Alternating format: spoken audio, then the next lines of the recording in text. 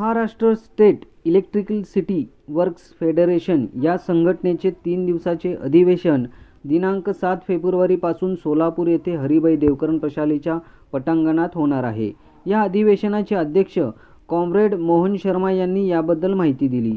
या कार्यक्रमाचे उद्घाटक म्हणून माजी केंद्रीय मंत्री सुशीलकुमार शिंदे यांच्या हस्ते होणार आहे। तसेच या अधिवेशनामध्ये किमान 10,000 कर्मचारी, अभियंते, अधिकारी, कंत्राटी कामगार, सुरक्षारक्षक व अप्रेंटिस सहभागी होणार आहेत।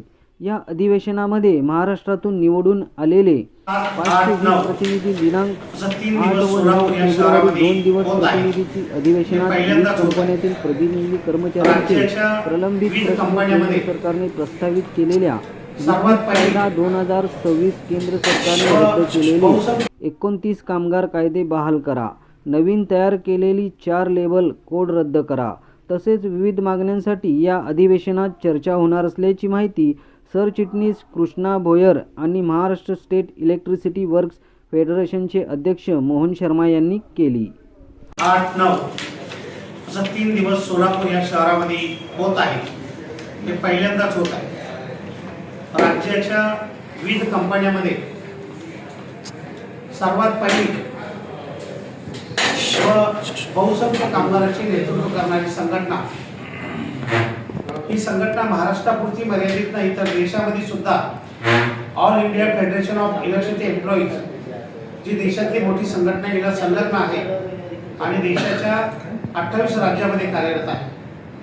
ही संघटना जागतिक कीर्तीचे कामगार नेते कॉम्रेड दत्ता देशमुख यांनी स्थापन केलेले 1958 साली आणि दुसरे नेते कॉम्रेड दत्ता देशमुख जे लाल निशाण पक्षाचे होते, हे 2 नेत्यांनी या संघटनेची स्थापना केलेली आहे। या संघटनेला स्थापन होऊन आज जवळजवळ 65 वर्षाचा कालावधी लोटलेला आहे आणि या 65 वर्षामध्ये महाराष्ट्राच्या विविध कंपन्यांची, विद्युत मंडळाची प्रगती कशी होईल, त्याचबरोबर या कंपन्यांमध्ये काम करणारे कर्मचारी, अभियंते, अधिकारी, कंत्राटी कामगार, आउटसोर्सिंग कामगार, सुरक्षा रक्षक आणि प्रगतशील प्रशिक्षणार्थी या सर्व कामगारांच्या हक्कासाठी सातत्याने लढा देत आहे। विविध कंपन्या ह्या महाराष्ट्राच्या 16 कोटी जनतेच्या मालकीच्या आहेत आणि 3 कोटी 17 लक्ष विविध ग्राहकाच्या मालकीच्या आहेत। त्या सरकारी कंपन्या सरकारी राहिल्या पाहिजे आणि यामध्ये काम करणारे कर्मचारी यांच्या कुटुंबाचा उदरनिर्वाह ज्याच्यावर चालते या कंपन्यांवरती, त्या कंपन्या टिकल्या पाहिजे, त्या कंपन्यांच्या कर्मचाऱ्याच्या हक्काचं संरक्षण झालं पाहिजे। याकरता सातत्याने आम्ही केंद्र आणि राज्य सरकारच्या विरोधात कामगारांचे प्रश्न सोडवत असताना संघर्ष करत असतो। सध्या या तिन्ही वीज कंपन्यांमध्ये विविध मार्गाने खाजगीकरण करण्याची प्रक्रिया सुरू आहे।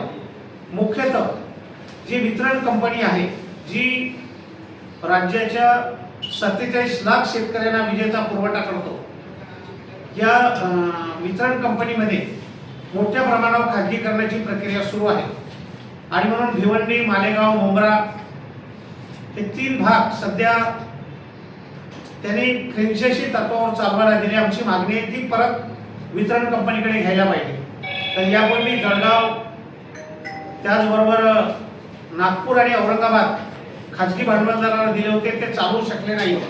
10 वर्षानंतर महावितरण कंपनीला परत घ्यावं लागले। आता तशाच पद्धतीची फ्रँचायझी 13 शहरामध्ये मराठवाड्यातल्या आणि विदर्भातल्या ते करू इच्छितात, तर आमचा सक्त त्याला विरोध आहे। आम्ही एकही परिमंडळ किंवा मंडळ, जिल्हा हा खाजगीकरणाला जाऊ देणार नाही, त्यामुळे जात आम्ही संघर्ष करणार आहोत। दुसरं, महानिर्मिती कंपनी ही सरकारच्या मालकीची निर्मिती कंपनी आहे आणि या निर्मिती कंपनीचा आता वाटा, या गव्हर्नमेंट कंपनीचा वाटा 39% राहिलेला आहे आणि 61% खाजगी भांडवलदारांना वीज निर्मितीचे क्षेत्र सोपवलेलं आहे। म्हणून या अधिवेशनामध्ये वीज निर्मितीची क्षमता, स्थापित क्षमता सरकारने वाढवायला पाहिजे। सोलर एनर्जी ही मोठ्या प्रमाणावर वीज निर्मिती कंपनीला करण्याची परवानगी दिली पाहिजे। विविध भागामध्ये कोळशावर आधारित, पाण्यावर आधारित तरंगते प्रकल्प, सौर प्रकल्प निर्मिती कंपनीला करण्याची परवानगी दिली पाहिजे। तिसरी कंपनी आहे महापारेषण कंपनी। या कंपनीमध्ये मोठ्या प्रमाणावर लाईन्स उभ्या केलेल्या आहेत, पण यामध्ये 200 कोटीच्या वरचे प्रोजेक्ट PBCBच्या माध्यमाने राज्य सरकारने खाजगी भांडवलदारांना देण्याचा प्रयोग सुरू केलेला आहे. काही प्रकल्प अदानी या कंपनीला दिले सुद्धा आहे. आमचा विरोध आहे की एवढं मोठं इन्फ्रास्ट्रक्चर उभं केलेलं आहे तर महापारेषण कंपनीनं महाराष्ट्रामध्ये भविष्यामध्ये फार मोठे प्रकल्प, इंडस्ट्रीज आणि IT सेंटर्स येणार आहेत आणि त्याकरता वीज मोठ्या प्रमाणावर लागणार आहे. त्यामुळे इन्फ्रास्ट्रक्चर उभं करण्याकरता या कंपनीला राज्य सरकारने परवानगी दिली पाहिजे. पायाभूत सुविधा निर्माण करण्याकरता अतिरिक्त निधी उपलब्ध करून दिला पाहिजे. ही प्रामुख्याने या ठिकाणी आमची मागणी आहे की देशामध्ये बाकीच्या सर्व वस्तूंच्या किमती तुमचं मोबाईल आहे, तुमचा पॅन्ट आहे, तुमची जीन आहे, तुमचा ओव्हरकोट आहे, तुमची छत्री आहे, या सर्वांच्या किमती ठरलेल्या आहेत एकाच किमतीला.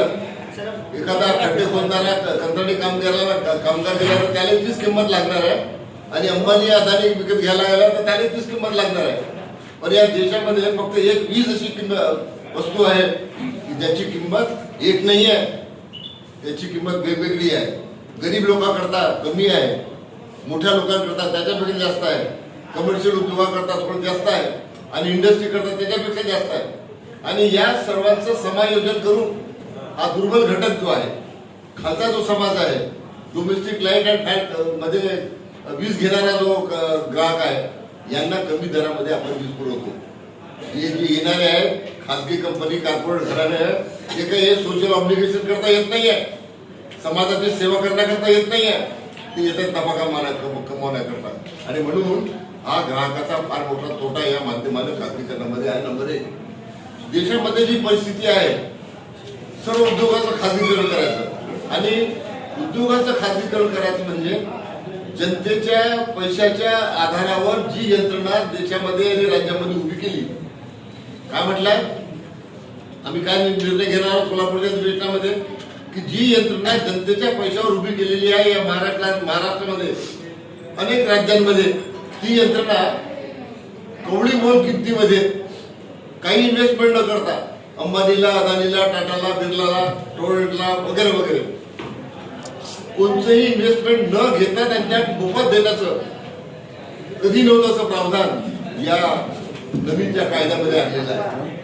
आपल्याला सर्व म्हणजे मातब्बर मंडळी आपण सर्व आहात, आपल्याला माहित असेल की या 65 वर्षामध्ये स्वातंत्र्य मिळाल्यानंतर कोणत्याही अर्थमंत्र्यांनी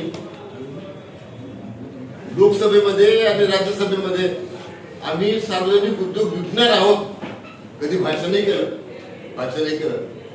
पण या अर्थमंत्र्यांनी सीतारामननी मात्र केलं. काय केलं म्हटलं तिनं की जितके 17 पब्लिक सेक्टर आहे त्याला आम्ही विकणार आहोत 60,000 कोटी रुपये, 60 लाख कोटी रुपये त्याच्या माध्यमाने मिळवणार आहोत. किती उद्योग आहेत ते, रेल्वे आहे, कोळसा आहे, वीज आहे, MIDC आहे, BSNL आहे, MTNL आहे, रेल्वे स्टेशनचे काय म्हणतात प्लॅटफॉर्म आहे, एअर इंडिया आहे. हे सर्व विकण्याचा धंदा या सरकारने लावलेला आहे आणि त्याचा परिणाम आहे आपल्यावर.